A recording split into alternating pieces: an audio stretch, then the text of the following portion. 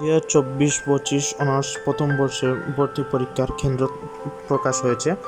তো আমরা এখানে দেখতে পাচ্ছি তাদের ওয়েবসাইটে সেটা তালিকা প্রকাশ হয়েছে। তো আমরা এখন দেখব কোন কোন বিশ্ববিদ্যালয় বা কোন কোন কলেজে এই পরীক্ষাটি অনুষ্ঠিত হবে। এইমাত্র তাদের এই তালিকাটি প্রকাশ হয়েছে। তো দেখা যাক।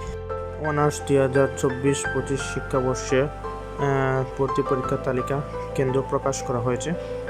তো দেখতে পাচ্ছি সেটা খুলছে। জাতীয় বিশ্ববিদ্যালয় বরিশাল বিভাগের এই কলেজগুলোতে সাধারণত ভর্তি পরীক্ষা হয়ে থাকবে মের 31 তারিখে, যেটা সম্ভাবনা যতদূর। দেখা যাক পরীক্ষা হয় কিনা।